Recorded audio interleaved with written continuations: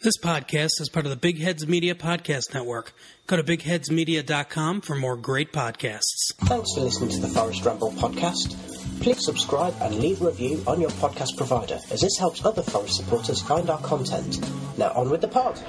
This is Rich Ferraro with the Maradona Midlands, reporting from the City Ground, where Forest have just somehow beaten Leeds 2-0. Sabri et le roi, oui? Pardon, je ne comprends pas. But I'm just, I'm literally shaking right now. There's a thrilling last 30 seconds. Well, in that last 10 minutes, we thought it was a long last 10 minutes, wasn't it? It seemed inevitable that Leeds would score. Forest dropped really deep, and then we had Leeds pressing us high up the pitch. The referee was giving every 50-50 to them in those last 10 minutes, including some yellow cards to Forest players, and they were just pressing us down the flanks, and it looked like we were going to succumb. Yeah, I just could not.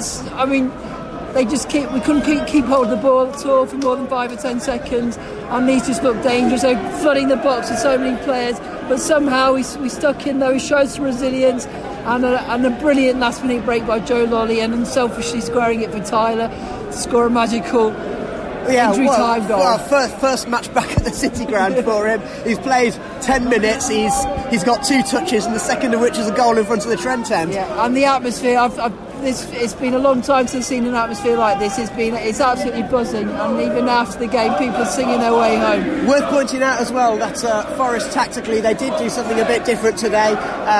Watson wasn't dropping between the centre halves as much. It was definitely 4-2-3-1, some counter Leeds' formation with Lolly starting off as the number 10. And although they swapped it around in the second half, it did seem to keep Leeds a little bit quieter in that first half, and Forest were good value for the 1-0 lead at half-time. Yeah, they were. They should have had a penalty as well in the first half. Second half, Leeds came out as a lot, but they should have been down to 10 men. Alioski should have been booked for a second yellow for pulling back Joe Lolly.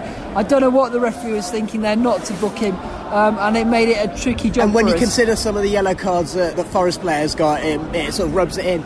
The goal by Amiobi in the first half, actually, bearing in mind Leeds attacked us down the flanks, that was Forest playing them at their own game. Yeah, it was the keeper left a bit of space in the near post, and Sammy fully exploited it. It was a great finish. But a special word also for Bryce Samba. He made an amazing save in the second half. It was like it was in all day long, and got it on the second occasion. He's wearing a bright yellow top, so the high-vis nature of it, we just literally saw an arm poking up above everything else and keeping it out somehow. Yeah, and it's amazing. We've done what we had to do, and needed 1 point away, and they're falling apart again.